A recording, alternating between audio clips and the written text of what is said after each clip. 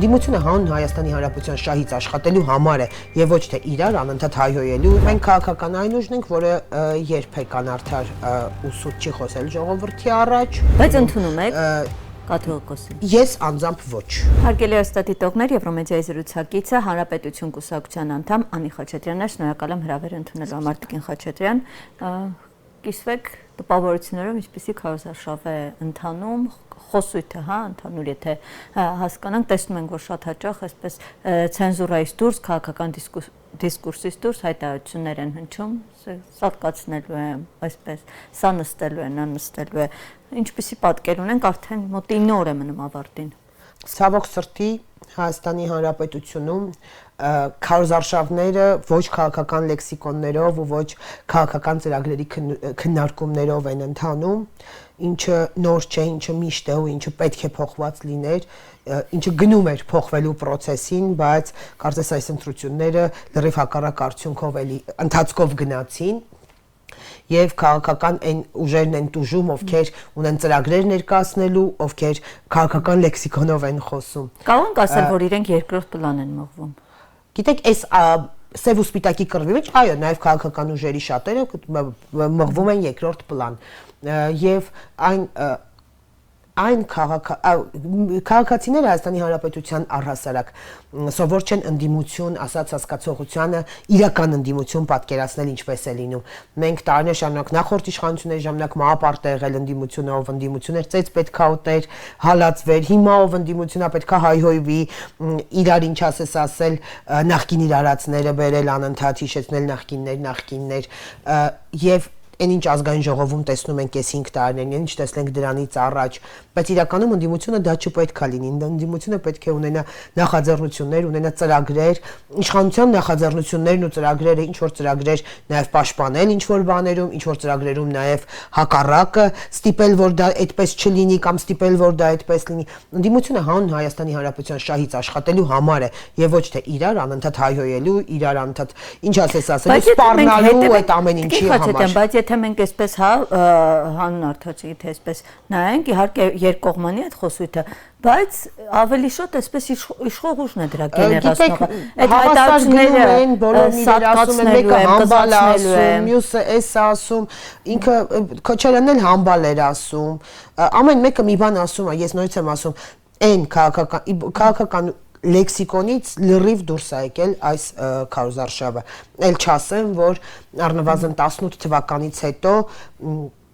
գրեթե իսպար, բացի 21 թվականին էլ ինչ-որ եղան դեպքեր, բայց եթե իսպար վերացել էր ընտրակաշարք ասած հասկացողությունը ու Հայաստանի Հանրապետություն քաղաքացին արդեն գիտեր, որ իր քվեով գաղափարական ընտրություն պետք է աներ, եւ ես լիահույս էի, որ այս ընտրությունները լինելու են գաղափարական ընտրություններ, բայց փաստացի նորից շրջանառվում են կաշառքների մասին խոսակցությունները, որը եկավ էլի առաջին պլան, որ արդեն քրեական գործեր կան, որը նույնիսկ խոսույթի մակարդակով արդեն կա, որը չպետք է լիներ։ Դե իրենք էլ ասում են, որ լսեք մի հատ էլ քպականներ ինչ են ասում, իշխանության ներկայացուցիչները, ընդդիմադիրներն են ասում են, այդ ոնց է մեզ լսում են, գախնալ լսում են ձայնագրության հրապարակում են, հələ մի հատ քպ-ին էլ լսեք, տեսեք իրանց մասին ինչ բացահայտում են։ Ես քպ եւ նախկիններ այդ բանավեճի մեջ ամենևին չեմ պատրաստվում մտնել։ Ես ասում եմ, այնինչ տեսնում եմ, այնինչ լսում եմ, այնինչ կա, թեկուզ կապ չունի ով է գախնալսման հեղինակ, բուն գախնալսվողը, որ քաղաքական ուժից է, կա ընտրակաշառքի մասին արդեն իսկ խոսակցություն, դա արդեն խեղում է ճիշտ ընտրության գաղափարը։ Ըստ մշտապես այսպես ընտրական process-ի հետ այսպես գնացել է, իհարկե վատարատավոր երևույթ է։ Վերջին տարիներին ես գրեթե համոզված եի, որ այս ընտրություններին առնվազն մենք գնում ենք իսպար վերացմանը, գնալով քչանում էր, բայց կարծես էլի թափառավ այդ վատ սովորույթը։ Տիկին Խաչատրյան, սա այս երևույթը հա քննադատելի է ու երկկողմանի կապ չունի, որ ուժն է, ընդդիմությունն է, իշխանություն, բայց ինչու է այս հարցեր առաջացնում, օրինակ, երբ որ ընդդիմադիրների վերաբերյալ ինչ-որ զանազանություն է լինում, միանգամից քննչական կոմիտեն այսպես գործի անցնում, վարույթ է ներծում, բայց օրինակ նայեք, նույն մյուս ուժերը, օրինակ հենց Արման Թաթոյանը մի քանի անգամ զանազանություն է հրապարակել իշխանության ներկայացուցիչների վերաբերյալ, բայց սրանք այդպես մնացել են ու իրավապահները ականջալուր չեն եղել ու հենց սա է որ այսպես խնդիր առաջացնում մարդիկ չեն վստահում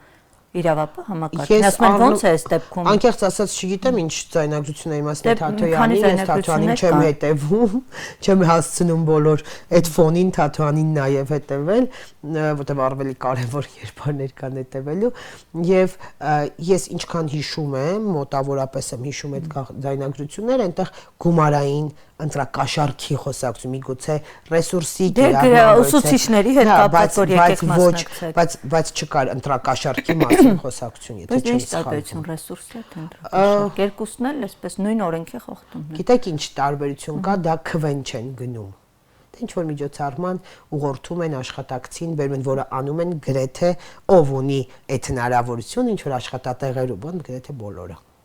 Այսքան այն դեպքում նորմալ է։ Իհարկե նորմալ չէ, ոչ մի դեպքում էլ նորմալ չէ, ամենևին չեմ ասում նորմալ, բայց այն դեպքը ավելի գնում են մարդու բարոյականությունը, գնում են մարդու ձայնը։ Սա եթե ստիպում են որևէ կերպ, նա գնում են մարդուն նվաստացնում են, ահավոր նվաստացուցիչ վերցնողի համար դա ստորացուցիչ հանգամանք է ու մարդուն գնում են իր քվեն անձը գնելու համար է դա։ Տիկին Խաչատրյան, դուք այսպես որքան հետևում 19 ուժերից միակն է Հանրապետությունը, որ ասել է չի բացառում կոալիցիան ԿՊ-ի հետ։ Մտավախություն չկա, որ սա կարող է հենց ձեզ հարվածել ձեր ցայներին, որտեղ այսօր մեծ այսպես զանգված կա, որ դժգոհ իշխանություն։ Բացարձակ մենք քաղաքական այն ուժն ենք, որը երբեք անարդար ու սուտ չի խոսել ժողովրդի առաջ, այդ թվում նաև Երևանի ընտրությունների ժամանակ եւ մենք Երևանում ունենք կոալիցիոն համագործակցություն ու մենք երբեք չենք բացառել մենք այս պահին էլ չենք կարող խաբել ժողովրդին եւ ասել ոչ, որովհետեւ մենք համարում ենք եթե գա, տեսեք, մենք չենք բացառում, ասում ենք մենք եթե գա պահ, որ մենք հասկանանք, որ Հայաստանի Հանրապետության իշխանությունը գնալու է Պուտինի ընկեր Ռոբերտ Քոչարյանին, որովհետև այսօր քաղաքական դաշտում տեսեք Ռուսաստանից ուղարկված օլիգարխը պայքարում է Ռոբերտ Քոչարյանին, այն մարդը, որը ընտրելու է ուժեղ Հայաստանին, ընտրելու է Ռոբերտ Քոչարյան վարչապետ։ Այն մարդը, որը ընտրի Տապանի բնակիչներին, ընտրելու է Ռոբերտ Քոչարյան վարչապետ։ Այն մարդը, որը ընտրի, ասենք, ինչ է, այս վերջերս նորից է, այս 1-2 օրը ամենևին անմեղության կանխավարկածները հաշվի առնելով ասեմ, բայց կան արդեն հրապարակված ինչ-որ բաներ, որտեղ Թաթոյանը, սուպեր մաման, որ սուպեր մաման ասում են դարել է արդեն ռուսկա բաբա, էլ սուպեր մամա չի։ Բայց հետո Դանիել Իոնիսյանը հրապարակեց, որ գնացել է այդ հետքերով ռուսական Արոնչապ Մարությանի կոնկրետ հրապարակել են եւ տեսան, որ որևէ հետք չկա, դա Իոնիսյանի հրապարակումն է։ Առնվազն այդ խոսակցություններով այս պահին այդտեղ չկա, ուրիշ տեղից կարող է դուրս գալ լիլիկ շատ անկենսագրություն ուժեր կան, նույնիսկ արևմտա մեծ դաշտում կարան լինեն Պուտինի դրածոներ ու հաստատ կան պետք է հասարակությունը չեմ կարող ասել ու քիչ-քիչ բացահայտվում են տեսեք այդ եմ ասում քիչ-քիչ բացահայտվում են այսպես ասած տարբեր դեմքեր էլի Մարությանին եմ յոսին Մարությանը ինքն էլ է արևմտամետ չէ խաղում բայց կարծես ուղղությունը ուրիշ տեղ է տանում ու ես գրեթե վստահ եմ որ տանելու է ուղղությունն այդ կողմ ու այն ուժերը որոնք այն քաղաքացին որը ընտրում է այդ ուժերին ընտրում է Ռոբերտ Քոչարյան վարչապետ որովհետև բոլորի պայքարը նրա համար են բոլորին հանձնարարված է Ռուսաստանի Դաշնությունից որպեսզի պայքարեն որ Ռոբերտ Քոչարյանին բերեն նստացնեն Հայաստանի Հանրապետության վարչապետ մի արևմտամետ այդ թեվի մի մասը ասում է Ռուսաստանի տեխնացուն Սամվել Կարապետյանն է մի մասը ասում է Ռոբերտ Քոչարյանն հիմա չենք հասկանում ում նկատի ունեք ով է Սամվել Կարապետյանը Հայաստանի Հանրապետությունում նույն Սամվել Կարապետյանը ես վստահ եմ չի լինելուս բոլորը պայքարում են նորից եմ ասում Ռոբերտ Քոչարյանին բայց նույն ուժը Հայաստան ասել է մենք ձայն չենք տալու իրենց գիտեք դա process-ները այնքան բան են ասում ու անում շատ շատերը շատ ավելին են ասում բայց միևնույն է անում են Տիկին Խաչատրյան, ես հստակ հիշում եմ, որ իր քարոզարշավներից մեկի ժամանակ տեսեք, մի հատ ներողություն, Գյումրին ձեզ վառ օրինակ, այնտեղ նույնիսկ արյունների անձնական ընտանեկան թշնամանքներ կար իրար հետ, բայց միևնույն է, ասում են մենք երբեք մեր տղամարդկային նույնիսկ արժեքներից ու պրինցիպներից դուրս է միասին կոալիցիա գնալ, խելոք գնաց տվեց ձայնը Վարդանիկին։ Տիկին Խաչատրյան, նայեք, նույն Երևանի քաղաքային իշխանությունը կոալիցիայի միջոցով է ձևավորվել։ Հենց դուք էլ մաս եք։ Հիմա քննադատում եք մյուս ուժերին, որ հանկարծ կարող է կոալիցիա կազմել։ Ես չեմ, դրա համար ես ասում եմ, կոալիցիոն իշխանությունները առհասարակ ամենակայացած, ամենաստացված իշխանությունները։ Դրա համար եմ ասում։ Մենք եկանք նրան, ես ասում եմ Գյումրին օրինակ էր, որ իրենք ասում են բացառողները, դուք ասում եք չենք, ես ասում Գյումրին էլ էր բացառում, բայց տեսակ որ միացավ։ Դրա համար մենք չենք բացառում։ Մենք չենք ստում ժողովրդին, ինչպես Գյումրիում ստեցին։ Մենք ասում ենք, եթե լինի անհրաժեշտություն ու հասկանանք, որ այդ բոլոր ռոբի համար պայքարող, այս շարքից շատ-շատերը գալու են իշխանության եւ ռոբին դնեն վարչապետ ու ինչի համար, որտեղ Հայաստանի Հանրապետության անկախությունն է այդտեղ դրվում արդեն զոհասեղանին։ Ռոբերտ Քոչյանն այն մարդն է, որը Հայաստանի Հանրապետության պատրաստ է Հայաստանի Հանրապետությունը միութենական պետության մեջ տեսնել եւ Հայաստանի անկախության պահելու Հայաստանի Հանրապետության ինքնիշխանությունը պահելու համար, այո, մենք կգնանք կոալիցիոն համագործակցություն։ Որքան ամեն դեպքում ես հետևել եմ, ընդդիմադիր ուժերից որևէ մեկը չի ասել, որ մենք ենք միութենական հակառակ, ասում են, հա, Ռուսաստանի հետ այսպես հարաբերությունները կարգավորել են ավելի Ռոբերտ Քոչարյանն ասել է, որ ինքը վատ չի վերաբերվում միութենական պետությանը։ Ես մի տեսանյութ հիշեցի, քանի որ այս իմ հարցի շարունակությունը պետ կոալիցիայի մասով։ Այդ տեսանյութը լավ հիշում եմ, որ 2000 չեմ հիշի, որ քաղաքում էր, որ Նիկոլ Փաշինյանի պատասխան քաղաքացիներից մեկի այդպես հայկական այդ տարածքների ադրբեջանական անվանումներն է տալիս, եւ դուք էլ տեսած կլինեք, ու ասում է, այո, սա էլ է իրենց ու եթե համանազատումը գնա, այդպես էր միտքը ացնելու է ադրբեջանից, հստակ այսպես արդեն բաց ասում էր, հա, որ անկլավների մասին եք ասում։ Հիմա այդ ամենը հաշվի առնելով կիսելու եք պատասխանատվություն այդ։ Մենք նաև ունենք անկլավներ վերադարձնելու Հայաստանի Հանրապետությանը, Հայաստանի Հանրապետության սահմանազատման ու սահմանագծման նախաձեռնությանը process-ին, որը սկսվեց, մենք կողմ ենք եղել ու ասել ենք, որ այո, պետք է լինի սահմանազատում եւ սահմանագծում, դա խաղաղության մի մաս է լինելու,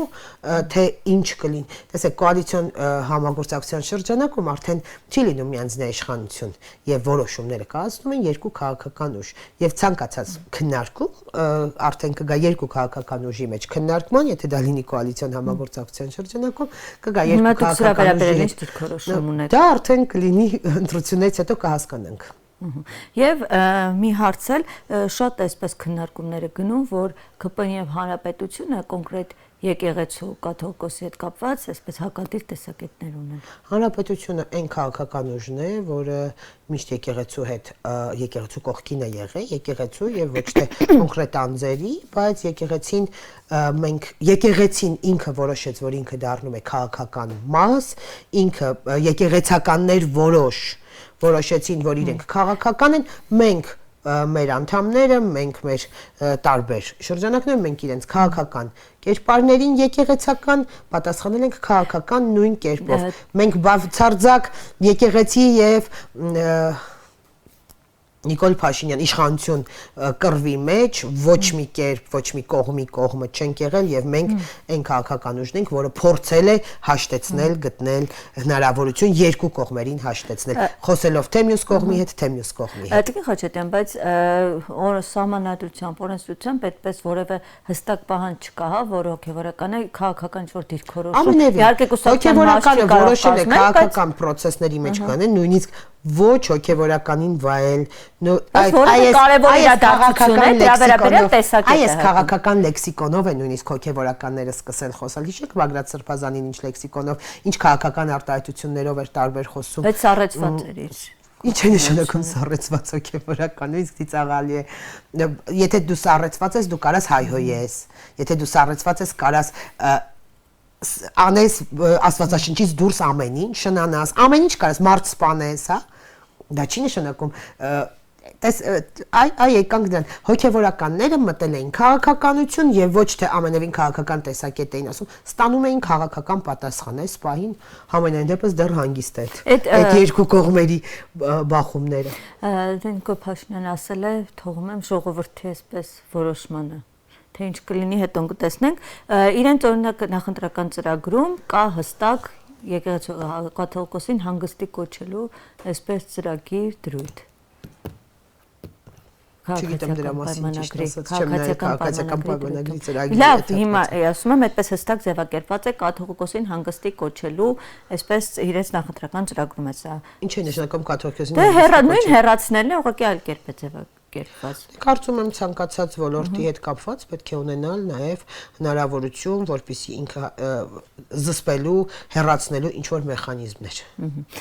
Այդ կադրերը կան Արամ Սարգսյանի, երբ որ կաթողիկոսին մոտենում, դրանից հետո այս քննարկումները սկսվեցին, որ հակադրության մասով։ Բացարձակ մենք հակադրություն չենք ունեցել, Արամ Սարգսյանը ինքը հավատավոր մարդ է, ինքը եկեղեցի այցելում անընդհատ, ինքը չափից դուրս հավատավոր է, հա, եւ ինքը այդ համակարգերը, այդ դիտողներն ամեն ինչ արգում է, այստեղ անձի խնդիրը չի, այստեղ կաթողիկոսի ստատուսի դիրքի պաշտոնի մասին է խոսքը։ Բայց սա որոշակի վերաբերմունք է, չէ՞, Տիկին Խաչատրյան։ Եթե այդպես անհամաձայնություն լիներ, բացարձակ, տեսեք, եթե մենք չենք ընդունում կաթողիկոսին, չենք ընդունում։ Բայց ընդունում եք կաթողիկոսին։ Ես անձամբ ոչ։ Իմ համար ինքը երբեք չի եղել հոգևոր հայր, ինքը իմ համար որպես անձ հավատ ներշնչող մարդ։ Տեսեք, ես ինքս չհավատալով, չընդունելով կաթողիկոսին, ես ամենևին չեմ դադարել եկեղեցի գնալ ու Աստծուն հավատալ։ Նույնիսկ եմ ասում, չհարգելով դիտողները, չհարգելով կոչումները, հա, ցանկացած տիպի, դա չի նշանակում, որ անձերին ես հարգելով, դա չի նշանակում, որ անձերին ես նաև հարգում։ Եվ Տիկին Խաչատրյան, վաղը այսպես զորահանդես է սպասվում, մեծ աղմուկ բարձրացեց այդ զինանշանի հետ կապված փոփոխությունները, չգիտեմ դուք հետևել եք, թե չէ այնտեղ բնան հաղորդագրություն։ Իրականում ես հաղորդագրությունը չեմ տեսել, զինանշանի փոփոխությունը 3 եմ տեսել ու մի քիչ անհասկանալի էր ու շատ հետաքրքիր է ինձ, որպեսզի հասկանամ ինչ է խորհրդանշում, որտեղ այդ զինանշանը առնվազն փոխելու կարիք չկար։ Նիկոլ Փաշինյանը ասել է, որ միջև ընտրություններից հետո զինտեխնիկան մնալու է Երևանում, սա Օրինակ շատերը ասում են, որ հանրության այսպես վախեցնելու, վախի մտնոլորտ տարածելու միտում ունի։ Ամենևին այդ զինտեխնիկան չի քաղաքում չի աշխատեցվելու, միգուցե քաղաքից հեռացնելու այդ խնդիր կա, խոչընդոտեր կան ճանապարհներից։ Տեխնիկական է, վստահաբար տեխնիկական խնդիր է, որ տեխնիկական պահանջ է, որ պետք է մնա։ Այս ընտրական ասցես, ձեր դեպքում ընտրական process-ների կապ չունի։ Եվ վերջում Տիկին Խաչատրյան, վաղը նաև ԵԱՏՄ նիստն է սպասվում եւ կա այդպես դիտարկում, որ հենց Հայաստանի հետագան էս միության կազմում դա է որոշվելու, թե այսօր փոխվարչապետը իրենց ասաց, որ մենք տեսնում ենք, որ Հայաստանը այդպես հակված չէ ԵԱՏՄ-ից հեռանալու, որտեղ հաշվի առնում է իր տնտեսական շահը ու դրա հետևանքները։ Այ վաղվա նիստից ինչ սպասել։ Ոչինչ։ Հերթական շանտաժները կհնչեն Հայաստանի Հանրապետության հասցեին, սպառնալիքները կհնչեն Հայաստանի Հանրապետության հասցեին, ավելին կոշտ մի քիչ ավելի սպառնալիքներ կհնչեն, որպեսզի ի աջակցություն Ռոբերտ Քոչարյանի, Տաշիր Սամոյի, Թաթոյանների, Տապանի բնակիչների, սուպերմամաների